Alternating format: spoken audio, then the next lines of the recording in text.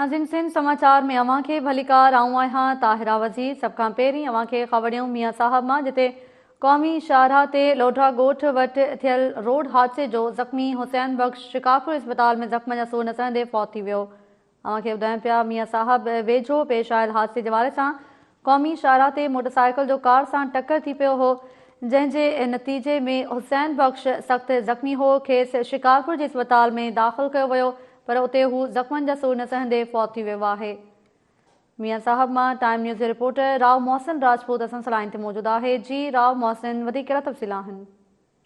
जी बिल्कुल ताहिरा वज़ीर, जेकाबाद शिकारपुर क़ौमी शाहराह ते लोढा थाने भरिसां मोटरसाइकिल ते सवार 60 वरह जो हुसैन बख़्श पुट अला ॾिनो वधियो कार सां टकराइजी सख़्त ज़ख़्मी थी पियो, जंहिंखे लोढा थाने जी पुलिस ज़ख़्मी हालत में शिकारपुर अस्पताल खणाई वई, जिते ईरसन ज़ख़्मनि जा सूर न सहंदे फ़ौत थी वियो।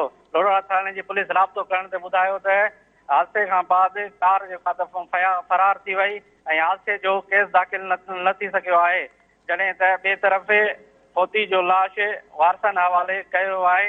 लाश घर पहुचण ते संदसि घर भातियुनि में रोज़राड़ो मची वियो आहे। जी ताहिरा, महिरबानी अवां जी राव मोहसिन तफ़सील ॾियण लाइ। शहदादपुर में मदनी सोसाइटी में मार्बल मशीन मां करंट लॻण जे नतीजे में 3 वरनि जो परवेज़ अब्बासी फ़ौत थी वियो। वाक़े बाद संदसि घर में कोहराम मची वियो। अवां खे ॿुधायूं पिया शहदादपुर मां, जिते मदनी सोसाइटी में मार्बल मशीन मां करंट लॻण जे नतीजे में 3 वरनि जो परवेज़ अब्बासी फ़ौत थी वियो। शहदादपुर मां अवां खे ॿुधायूं पिया मदनी सोसाइटी में मार्बल मशीन मां करंट लॻण जे नतीजे में 3 वरनि जो परवेज़ अब्बासी फ़ौत थी वियो। वधीक तफ़सील मालूम कयूं था अब्दुल हमीद खोसो खां। जी अब्दुल हमीद खोसो। जी बिल्कुल ताहिरा, शहदादपुर में करंट जो अफ़सोसनाक वाक़ियो पेश आयो आहे। मार्बल जी घसाई मशीन में ओचितो करंट लगण सबब पोरियत फ़ौत थी वियो आहे। ही वाक़ियो शहर जे मदनी सोसाइटी में पेश आयो आहे, जिते एक घर अंदर मार्बल की घसाई दौरान मशीन में जो ओचितो करंट लगण सबब मुस्तफ़ा कॉलोनी जो रहवासी है 30 साल परवेज़ अब्बासी वो जो थड़े ते ही फ़ौत थी वियो, जैसे फौरी तौर पर वारिस हैं Shahdadpur institute of medical science अस्पताल खणाया आया, जिते डॉक्टरन जो मौत की तस्दीक कई, जैमें जरूरी कार्रवाई बाद जो लाश जो वारसन हवाले किया वियो है। मां ॿुधाईंदो हलां त जेको ही फ़ौती है पोरियत वो जो शादीशुदा हो ऐं उनके जो 5 ॿारनि जो पीउ हो ऐं हू जो पोरियो करे पंहिंजे बचनि जो पेट गुज़र कंदो हो, जंहिंमां जो अहिड़ो करण जे वाक़े सबब जो थड़े ते फ़ौत थी वियो आहे। ऐं जेको ही लाश है वो जो ज़रूरी कार्रवाई बाद उन वारसन हवाले कयो वियो। जॾहिं लाश जो वो घर पहुतो तो वारसन में जो कोहराम मची वियो ऐं रोज़राड़ो पतल आहे, जॾहिं त इलाइक़े में जो सोग वारी सूरत हाल है। जी ताहिरा, महिरबानी अवां जी अब्दुल हमीद खोसो तफ़सील ॾियण लाइ। नाज़रीन, काज़ी अहमद भरिसां ॻोठ माणिक खोसो जे रहवासियुनि पुलिस जी ज़ियादतनि ख़िलाफ़ एहतजाज कंदे इंसाफ़ जो मुतालबो कयो आहे। इन जा तफ़सील ॾिसूं था अल रखियो सियाल जी रिपोर्ट में। काज़ी अहमद वेझो ॻोठ माणिक खोसो में 4 एकड़ ज़मीन जे मालिकियत खोसा बिरादरी ऐं आराई बिरादरी जे विच में हलंदड़ ज़मीनी जी तकरार ते गुज़िरियल राति जेका देर सां पुलिस अटालन उन घरनि ते ॻोठ ते चढ़ाई करे औरतनि ऐं मासूम ॿारनि खे मुबैना तौर ते मारकुट करे उतां 2 औरतनि समेत 3 ॿार समेत 5 माण्हुनि खे गिरफ़्तार कयो वियो आहे। अहिड़े अमल ख़िलाफ़ ॻोठाणा ऐं औरतूं मर्द मासूम ॿार जेके उन सरापा एहतजाज बणियल एहतजाज किया है। असीं उन्हनि सां ॻाल्हि ॿोल कंदासीं त जो छा चवणु आहे, कहिड़ी वार्ता थी आहे। माण्हू असांजा रात जो नंग खणी विया आहिनि, ही अलेकड़ा उन सां हथियारबंद गॾु आहे।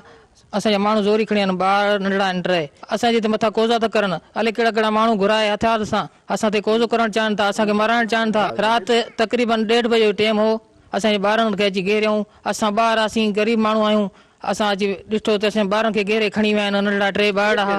कहाणी असांजे बचड़नि खे खणी विया आहिनि ऐं ज़मींदारनि जे ज़ोर ते असांजे बचड़नि खे खणी विया आहिनि, न असांजे ज़ोर ते नंढड़े ॿारनि असांजनि खे गेले राति जो अगवा करे खणी असांजा बचड़ा नंढड़ा अगवा करे राति जो खणी वई आहे।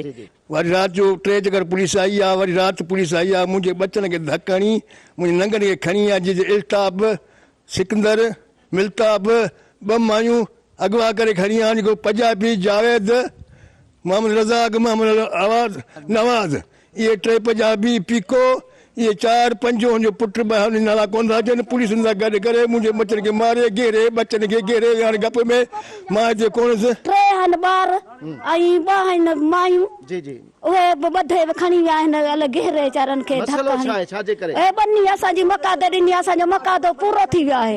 जेको दाऊं जो मुतालबो आहे त फौरी तौर ते IG सिंध ऐं DIG शहीद बेनज़ीराबाद SSP नवाब शाह तनवीर तुनियो जेको आहे फौरी तौर ते नोटिस वठे पुलिस जे ॾाढे ज़ुल्म जेको आहे फौरी तौर ते बंदि कराए वञे ऐं ॻोठाणा जेके गिरफ़्तारियूं कयूं पयूं आहिनि उन ॻोठाणनि खे फौरी तौर ते आज़ादु कयो वञे। ॿी सूरत में असीं जेको काज़ीअमंद थाणे जे अॻियां क़ौमी शहरा ते धरणो हणी ऐं रोड ब्लॉक कंदासीं। कैमरा टीम सां गॾु अलर सियाल टाइम न्यूज़ काज़ीअमंद। नाज़रीन अलर रखियो सियाल जी रिपोर्ट मां ॾिठी उन खां पोइ अव्हांखे ॿुधायूं टंडो अलाहियार में हथियारबंदनि हथां STP जो मरकज़ी अॻवान अल्ताफ़ जसकाणी क़तल थी वियो। अल्ताफ़ जसकाणी जी तदफ़ीन सुभाणे टंडो अलाहियार में थींदी। STP पारां सॼी सिंध में हड़ताल जो ऐलान बि कयो वियो आहे जॾहिं त इन वाक़े ख़िलाफ़ सिंध जे मुख़्तलिफ़ शहरनि में अॼु एहतिजाजी मुज़ाहिरा कया विया आहिनि।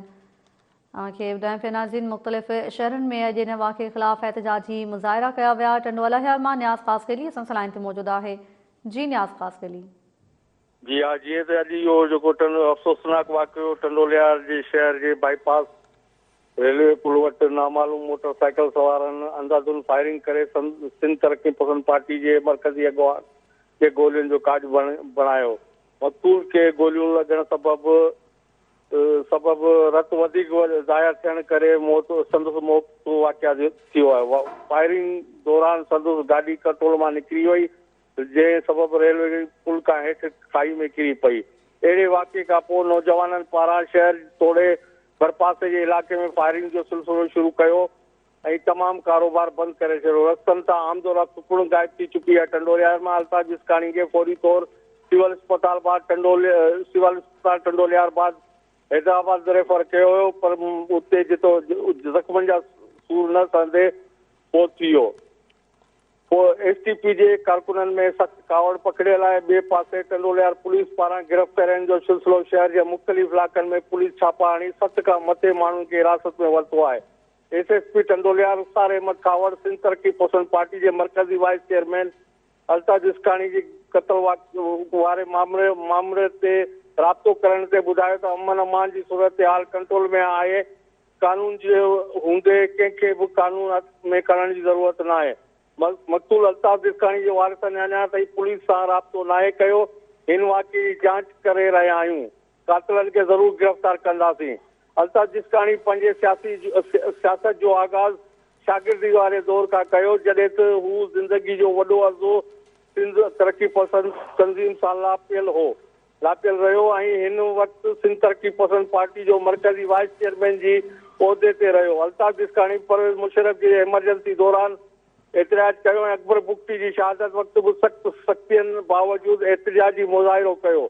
अल्ताफ़ जसकाणी कालाबाग डैम बिटे मकानी निज़ाम आदमशुमारी मुहिम समेत ॿिटनि जे मालिकी वारे मामले ते सदाईं अकबरो रहियो आहे। अल्ताफ़ जसकाणी टंडो अलाहियार जे मुक़ामी सतह ते मसइलनि जे हल लाइ केतिरियूं ई बुख हड़तालूं कयूं ऐं एहतिजाज तहरीकूं हलायूं। अल्ताफ़ जसकाणी STP जे टिकट तां इलेक्शन में हिसो पिणु वरितो जॾहिं त मकानी चूंडुनि में STP हिकु सीट तां कामयाबी पिणु माणी हुई। अल्ताफ़ जसकाणी टंडो अलाहियार जे मुख़्तलिफ़ क़ौम तंज़ीमुनि सां गॾु पिणु जदोजहद जे मैदान में रहियो। अल्ताफ़ जसकाणी जी वजूद विछोड़ो सिंध जे क़ौम सियासतदाननि जो वॾो खाल आहे ऐं साॻी रीति टंडो अलाहियार जे क़ौम सियासत जो नाक़ाबिल इतलाफ़ी नुक़सान बि ज़ाहिर कयो पियो वञे। जी महिरबानी अव्हां जी न्याज़ ख़ासकेली तफ़सील ॾियण लाइ। न्याज़ ख़ासकेली टंडो अलाहियार मां तफ़सील ॿुधाए रहियो हो नाज़रीन।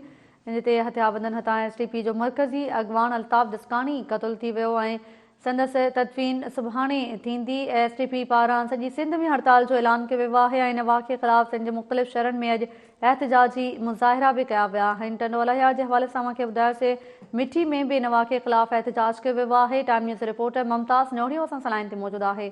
जी मुमताज़ नोड़ियो कहिड़ा तफ़सील आहिनि?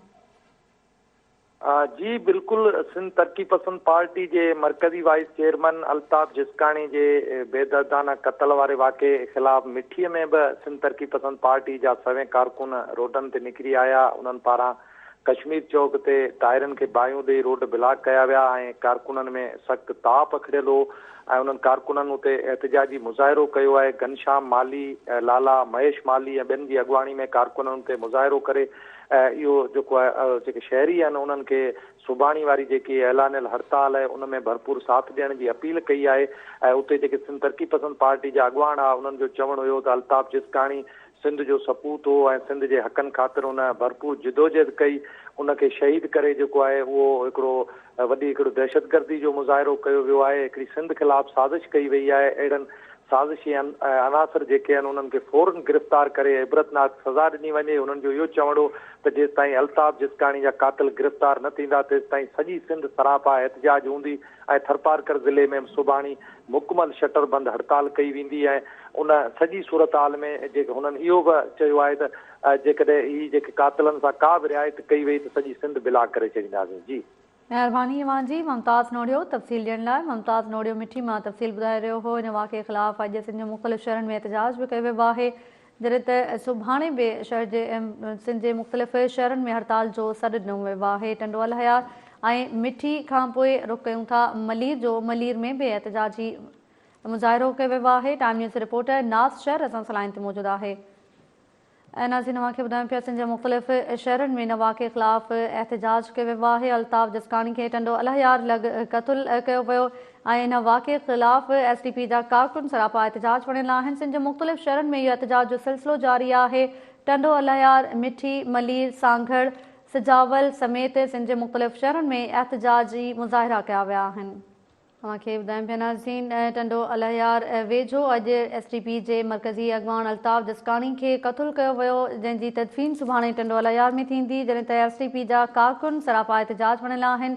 SDP पारां सॼी सिंध में हड़ताल जो ऐलान कयो वियो आहे। वाक़े ख़िलाफ़ अॼु सिंध जे मुख़्तलिफ़ शहरनि में एहतिजाजी मुज़ाहिरा कया विया। टंडो अलहयार, मिठी, मलीर, सांघड़, सकरन, नवाब, वली मोहम्मद, गौसपुर, सिजावल, घारो समेत केतिरनि ई शहरनि में एहतिजाजी मुज़ाहिरा करे धरना हया विया आहिनि। सिजावल मां टाइम न्यूज़ रिपोर्टर अली नवाज़ भुरगड़ी असां सां लाइन ते मौजूदु आहे। जी अली नवाज़ भुरगड़ी, कहिड़ा तफ़सील आहिनि? जी ताहिरा, बिल्कुल सिजावल तरक़ी पसंद पार्टी के वाइस चेयरमैन अल्ताफ़ जिसकाणी के कत्ल वाक़े के खिलाफ सिजावल मीरपुर बठोरे में सिंध तरक़ी पसंद पार्टी के अॻुवान अल्ताफ़ चांडियो इनायत मेमन की अॻुवाणी में एहतिजाजी मुज़ाहिरो कयो वियो। सिंध तरक़ी पसंद पार्टी के कारकुननि टायरनि खे बाहियूं ॾेई शहीद अल्ताफ़ जिसकाणी के क़ातिलनि की गिरफ़्तारी जो मुतालबो कयो वियो। क़ातिलनि बिला जवाज़ शहीद अल्ताफ़ जिसकाणी के गोलियूं हणी शहीद कयो आहे। क़ातिलनि के जल्द खां जल्द गिरफ़्तार कयो वञे। अॻुवाणनि जो चवणु आहे त सुभाणे पुरअमन हड़ताल करे शहर मुकमल बंदि कया वञनि, जीअं त शहरी दुकानदार असांजो साथ ॾियनि। जी ताहिरा, महिरबानी अवांजी अली नवाज़ भुरगड़ी तफ़सील ॾियण लाइ। अली नवाज़ भुरगड़ी सिजावल में एहतिजाजी मुज़ाहिरे जे हवाले सां तफ़सील ॿुधाए रहियो हो। उमरकोट में 9th क्लास जी शागिर्दियाणी गुलनाज़ बजीर खे इंसाफ़ ॾियारण लाइ बुख हड़ताली कैंप क़ाइमु कई वई। GSN महाज़ जे सरबराह रियाज़ चांडियो कैंप ते पहुची यकजहती जो इज़हार कयो। तव्हांखे ॿुधायूं पिया उमरकोट में 9th क्लास जी शागिर्दियाणी गुलनाज़ बजीर खे इंसाफ़ ॾियारण लाइ बुख हड़ताली कैंप क़ाइमु कई वई, जिते GSN महाज़ जे सरबराह रियाज़ चांडियो पहुची यकजहती जो इज़हार कयो। संदसि चवणु हो त शागिर्दियाणी सां लॼा लुट में मुलविस समूरनि जवाबदारनि खे गिरफ़्तार कयो वञे। उमरकोट मां अवी गोस्वामी असां सां लाइन ते मौजूदु आहे। जी अवी गोस्वामी, वधीक कहिड़ा तफ़सील आहिनि?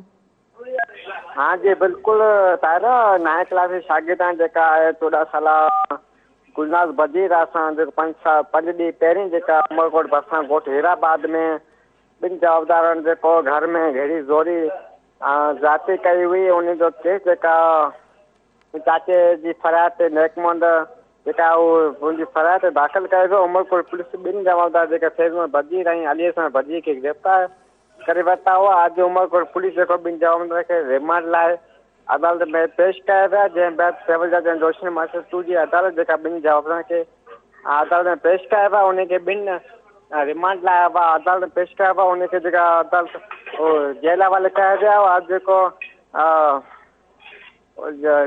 खसो कयो त 5 ॾींहं पहिरीं जेका अदालत सगो जेका महिरबानी अवांजी अवी गोस्वामी तफ़सील ॾियण लाइ। नाज़रीन, पंहिंजे अख़बार ऐं टाइम न्यूज़ ग्रुप तरफ़ां हिन साल कराची सिंध आहे जे सिरे हेठि एकता ॾिहाड़ो मल्हाइण वारे ऐलान ते कंडियारो जे हाई स्कूल में एकता प्रोग्राम मुनक़िद कयो वियो, जंहिंमें उस्तादनि ऐं शागिर्दनि ख़ुशी जो इज़हार कंदे एकता ॾिहाड़ो जोश ऐं जज़्बे सां मल्हाइण जो ऐलान कयो। तफ़सील ॾिसूं था वहीद मैमून जी रिपोर्ट में।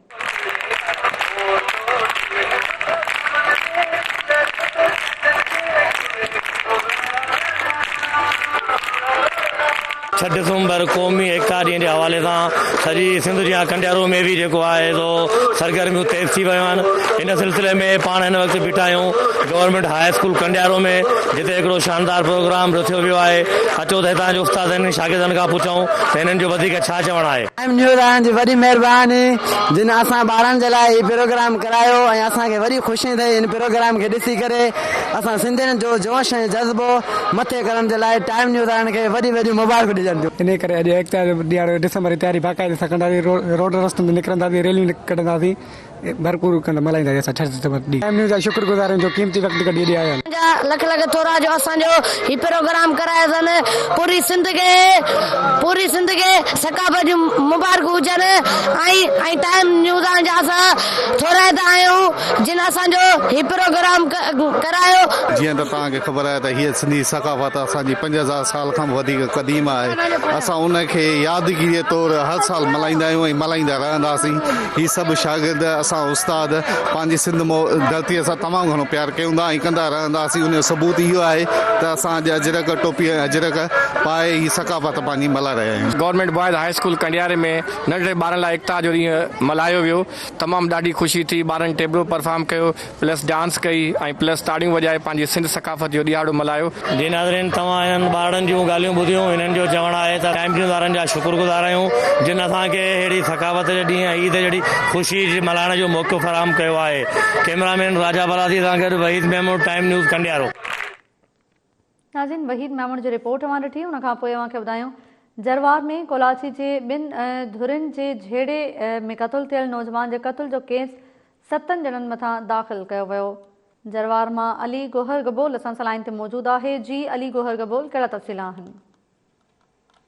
जी तव्हांखे ॿुधाईंदा हलूं त जरवार वेझो ॻोठ शेर मोहम्मद कोलाची में वॾी पहिरियों कोलाची बिरादरी जे 2 धुरनि में हिकु झेड़ो थियो, जंहिंमें हिकु नौजवान पंहिंजो कजलो कोलाची क़तल थी चुको, जंहिंजो अॼु केस मक़तूल जे भाइटे मिस्कीन कोलाची जी फरियाद ते 7 ॼणनि जवाबदारनि मथां, जंहिंमें मंज़ूर कोलाची, इनायत कोलाची, सावण कोलाची, मीरज़मान कोलाची ऐं ॿिया शामिल आहिनि।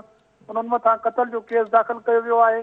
तव्हांखे ॿुधाईंदा हलूं त ही कोलाची बिरादरी जो जेको वॾी पहिरियों झेड़ो थियो, जेको झेड़ो थियो उहो ॻोठ जे प्लाट खां झेड़ो थियो, जंहिंमें 12 ॼणा ज़ख़्मी थिया। उन ज़ख़्मियुनि में ही कजलो कोलाची बि शामिल हो, जेको ज़ख़्मियुनि जा सूर न सां गुज़िरियल ॾींहुं फौत थी वियो, जंहिंजो अॼु जरवार थाणे ते केस दाख़िल कयो। महिरबानी मुंहिंजी अली गोहर गबोल तफ़सील ॾियण लाइ। लाड़काणो में राइस केनाल जे किनारनि ते वेठल माण्हुनि जा घर हद दख़लियूं ॼाणाए ड्राहण वारी मशीनरी पहुचण ते माण्हू घरनि मां निकिरी आया। टायरनि खे बाहियूं ॾेई रोड ब्लॉक करे धरणो हयो वियो। लाड़काणो मां अव्हांखे ॿुधाए पिनासीं जिते राइस केनाल जे किनारनि ते वेठल माण्हुनि जा घर हद दख़लियूं ॼाणाए ड्राहण वारी मशीनरी पहुचण ते माण्हू घरनि मां ॿाहिरि निकिरी आया ऐं टायरनि खे बाहियूं ॾेई रोड ब्लॉक करे धरणो हयो वियो। वधीक तफ़सील मालूम कयूं था निसार खोखर खां। जी निसार खोखर। जी ताहिरा, हीअ राइस केनाल जे किनारनि तां वेठल माण्हू आहिनि, उन्हनि जे घरनि खे हद दख़लियूं ॼाणाए नोटिस ॾिना विया ऐं फाइनल नोटिस करण बाद ई अॼु राति सखर खां हेवी मशीनरी घुराई वई। हेवी मशीनरी जे पहुचण जे जीअं ई उहा पहुती ऐं माण्हुनि खे इतलाउ मिलियो त समूरा माण्हू घरनि मां निकिरी आया ऐं उन्हनि हिन सर्दीअ में तमामु घणे तइदाद में मासूम ॿारनि समेत निकिरी आया। उन्हनि नारा हया ऐं उन्हनि मज़ामत कई, जंहिंखां पोइ उहा हेवी मशीनरी इंतज़ामिया पारां उतां हटाई वई आहे फ़िलहाल। पर हींअर इहो थियो आहे त माण्हू जेके आहिनि उहे पंहिंजे पंहिंजे घरनि मां खटूं खणी अची ॿाहिरि वेठा आहिनि, पंहिंजे घरनि जे तहफ़ुज़ जे ख़ातिर उन्हनि बाहि जा मछ ॿारे उते वेही रहिया आहिनि, जिते हुननि धरणो हणी छॾियो आहे। ऐं उन्हनि जो चवणु आहे त असां टको टको गॾु करे जेको आहे सो पंहिंजा घर तामीर कराया आहिनि, हिक हिक सिर जे लाइ असां पंहिंजे पेट कटे ही घर ठाहिराया आहिनि। इंतज़ामिया हाणे जेको आहे सो उन्हनि खे यादि पियो आहे त इहे हद दख़लियूं आहिनि। उन्हनि बिजली ऐं गैस जा जेके कनेक्शन हुआ उन ॾियण महिल इहो छो न ॼाणायो, जॾहिं इंतज़ामिया जो चवणु आहे त अदालती हुकुम जे करे असां सखर खां पोइ लाड़काणे में बि हद दख़लियूं हटाइण जो जेको आहे फ़ैसिलो कयो आहे ऐं हैवी मशीनरी जेका आहे सा लाड़काणे पहुची चुकी आहे। जी महिरबानी मुंहिंजी निसार खोखर तफ़सील ॾियण लाइ। नाज़रीन, पंहिंजी अख़बार ऐं टाइम न्यूज़ ग्रुप तरफ़ां ऐलानियल एकता ॾिहाड़े जे हवाले सां कलंदर लाल शहबाज़ जी दरगाह ते राग रंग जी महफ़िल मुनक़िद कई वई। तफ़सील ॿुधाए रहियो आहे सेवण मां time news reporter Ashraf Attar. Karachi सिंधुआ सिंधिन जी जिंदुआ कराची सिंधुआ सिंधिन जी जिंदुआ कराची सिंधुआ सिंधिन जी जिंदुआ है जंहिंखे ॻाल्हि नथी वणे उहो पंहिंजो लॾो जंहिंखे ॻाल्हि नथी वणे उहो पंहिंजो लॾो। जी नाज़रीन, पूरी सिंध जी सकाफ़ती ॾिहाड़े जे हवाले सां महफ़िलूं ऐं रंगारंगी प्रोग्राम मच कचहरियूं जारी आहिनि। उन हवाले सां लाल शहबाज़ कलंदर जी नगरी में बि महफ़िल मौसीक़ी जो हिकिड़ो नंढड़ो प्रोग्राम रचायो वियो आहे, जंहिंमें जेको आहे सो कलंदर लाल शहबाज़ ते जेके ड्यूटी बरदार आहिनि, फ़क़ीर आहिनि, ॻाइणा आहिनि, उहे जेके आहिनि से अॼु नंढड़ी महफ़िल में शरीक थिया आहिनि ऐं हितां जे शहर जा सियासी समाजी अॻुवान बि शरीक आहिनि। अचो त हुननि खां ख़ासि तौर ते पंहिंजी अख़बार ऐं टाइम न्यूज़ जे हवाले सां हुननि पंहिंजे जेको आहे सो ताज़ा कलाम ठाहिया आहिनि। अचो त उन्हनि खां उहे कलाम ॿुधूं ऐं हितां जे जेके नाज़रीन आहिनि उन्हनि सां बि ॻाल्हि ॿोल कयूं त हू सकाफ़ती ॾिहाड़े जे हवाले सां कहिड़ियूं तयारियूं करे रहिया आहिनि। हर साल वांगुरु हिन साल बि भरपूर तयारी सां मल्हाईंदासीं टाइम न्यूज़ सां ऐं पंहिंजी अख़बार सां गॾिजी ऐं सुठा सुठा गीत पंहिंजी जीजल सिंध जा असां ठाहिया आहिनि ऐं पेश कंदासीं। अॼु बि हिकिड़ी नंढड़ी महफ़िल आहे जंहिंमें सॼी संगत आहे। असां बि पंहिंजी महफ़िल में रंग रचायो आहे। कुझु ॿोलो चया थो थिए, तव्हां ॿुधाईंदा, कुझु वरी चवंदासीं। तमामु ख़ुशी आहे असांखे, भरपूर मल्हाईंदासीं टाइम न्यूज़ सां गॾु।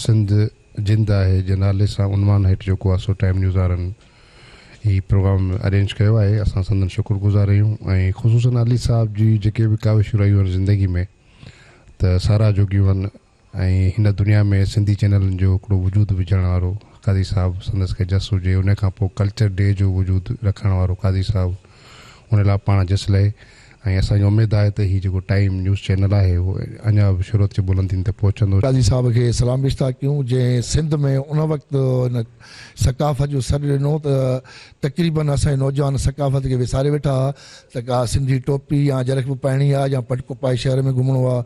उहो जस अली कादी साहब खे जंहिं सिंधी क़ौम खे सॾु ॾेई सकाफ़त जो हिकु मख़सूस ॾींहुं ईद जी मुक़ररु थियो।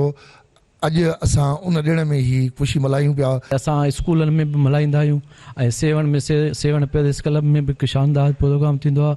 हिन जे करे सेवण जिदोजहद कमेटी जे तरफ़ां प्रोग्राम रखियलु आहे, उते बि इंशाअल्लाह असां सभु गॾु थींदासीं। नाज़रीन, कराची सिंध आहे ऐं सिंध जिंद आहे। उन जे उनवान हेठि जेको आहे सो लाल शहबाज़ कलंदर जी नगरी में जेको आहे सो महफ़िल जा समा ऐं जेको आहे सो सुगड़ कचहरियूं ऐं मच कचहरियूं उहे जेको आहे सो मुनक़द आहिनि। ऐं अॼु जेको आहे सो नंढड़ी महफ़िल रचाई वई जंहिंमें जेको आहे सो इहो ई कलाम चयो वियो त कराची सिंध आहे ऐं सिंध असांजी जिंद आहे। हीअ कलंदर लाल शहबाज़ जी नगरी जे सहन में वेही ड्यूटी बरदार आहिनि जिन जेको आहे सो महफ़िल जो समा रचायो आहे ऐं हितां जे जेको आहे सो सियासी समाजी अॻुवाननि ऐं जिदोजहद जी कमेटी जे तरफ़ां जेको आहे 3 डिसंबर जे हवाले सां तमामु बहितरीनु प्रोग्राम रचायो आहे। हिननि जो इहो चवणु आहे त इनशा ताला 6 डिसंबर ते असां जेको आहे सो गॾिजी हिकिड़ो ईद जे ॾिहाड़ो मल्हाईंदासीं। कैमरामैन मुबशर सोलंगी सां गॾु अशरफ अतार, टाइम न्यूज़, सेवण शहर। जी नाज़रीन, अशरफ अतार जी सेवण मां रिपोर्ट अवां ॾिठी जिते पंहिंजी अख़बार ऐं टाइम न्यूज़ पारां ऐलानियल एकता ॾिहाड़े जे हवाले सां कलंदर लाल शहबाज़ जी दरगाह ते राग रंग जी महफ़िल मुनक़िद कई वई। सिंध समाचार में फ़िलहाल एतिरो ई। अवां ॾिसंदा रहो टाइम न्यूज़।